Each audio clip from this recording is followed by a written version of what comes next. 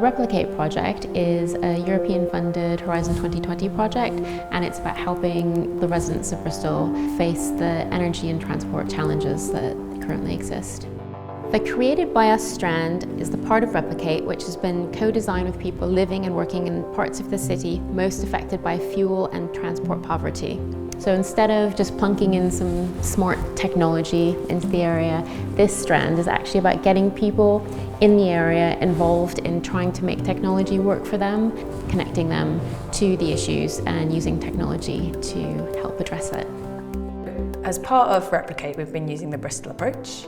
And using the Bristol approach means putting people at the heart of the creation and the use of new technologies.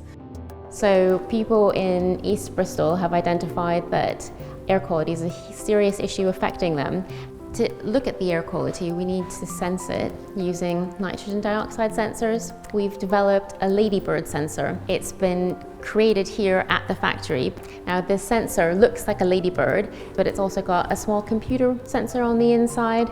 This is something that people can hang from their rucksack, attach to their bicycle, or put on the inside of their windscreen in their car to sense the air quality. It's been a really exciting process to see how people want to create something that's going to empower them to make decisions about their behaviour and also potentially be able to use this information to make change in their city.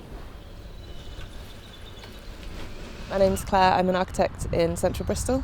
How I use the Ladybird is strap it to my bike handle in the morning, put Bluetooth on my phone, and I've got an app that connects the two, and you just cycle along and it collects the readings of pollution levels.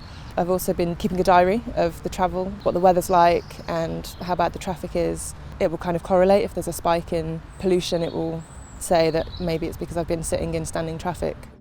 From a personal point of view, I wanted to get involved in the project because my commute changed about a year ago and I started cycling in the centre of Bristol. I noticed that my breathing was getting worse and I went to the doctor and they actually said that I'd started to pick up sport-induced asthma. I could tell that it was because I was suddenly around a lot more city centre traffic, and I also had a reading done by the doctor who measured the levels of pollution in my lungs, and I was at level 4, which is equivalent to smoking about 2 cigarettes a day. They said it was because of where I lived, was close to the M32. The topography of Stapleton Road is in a dip, and so all of that pollution from the M32 just kind of sits in the pocket of Stapleton Road, and I was cycling through it every day. And when I changed my route, not going to the dip in the topography, the levels of pollution in my lungs went from level 4 to a level 1, so it dropped significantly. And so it kind of shocked me into realising that you can make a huge difference to what you're breathing in just by a minor change in your cycle route. And it's quite scary that so many people will be cycling down Stapleton Road and just won't have a clue. I think technology can definitely be used to improve quality of life in the urban environment. I think particularly gathering data from the general public.